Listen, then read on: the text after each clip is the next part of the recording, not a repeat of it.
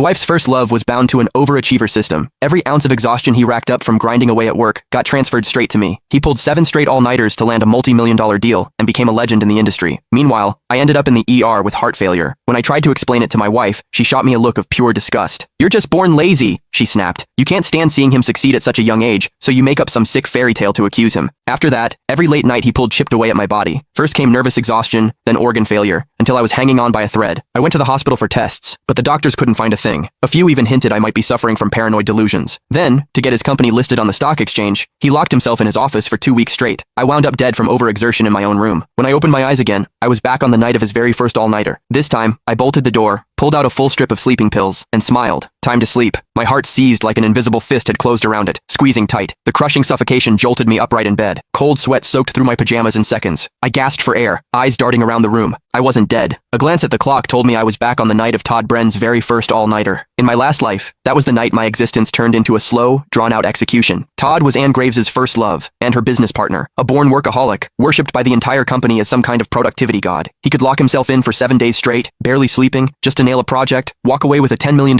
contract, and soak up everyone's adoration like it was his due. And me, as Ann's husband, I'd end up in the hospital after every one of his manic work binges. Nerve damage, heart palpitations, chest tightness, eventually, heart failure. When I tried to explain the sick connection to Ann, she brushed it off as melodrama. "Can you grow up, Brett? Todd is killing himself for our future. Instead of appreciating that, you're playing the victim for sympathy?" Her eyes were full of disappointment and contempt. "If you're jealous, just say so. Don't stoop to this kind of low-blow garbage." From that point on, every late night Todd pulled became a death sentence for me. My health spiraled. Insomnia, arrhythmia, shortness of breath. But every hospital visit turned up nothing. No physical cause, no explanation. Eventually, doctors suggested I see a psychiatrist. They thought I was suffering from paranoid delusions. And Ann? She just grew to hate me more. In her eyes, I was nothing but a lazy, spiteful husband who couldn't stand seeing someone else succeed. Then, right before the company's IPO, Todd locked himself in his office for 2 straight weeks to make the final push. And I, right there in the home we'd once shared, dropped dead from overexertion. My spirit drifted above the scene. I watched Ann throw her arms around Todd, kissing his forehead in a frenzy. "We did it, Todd. Once the company stabilizes, I'm divorcing that dead weight and marrying you. We'll have a grand wedding." Now I'm back. That familiar suffocating pressure hit my chest again. I knew what it meant. Todd was pulling another all-nighter at the office. If his exhaustion gets transferred to me, then what happens if I fall asleep? Does he have to sleep too? I wondered. This time, I didn't panic like before. I didn't beg for help. Calmly, I pulled a full strip of sleeping pills from my drawer,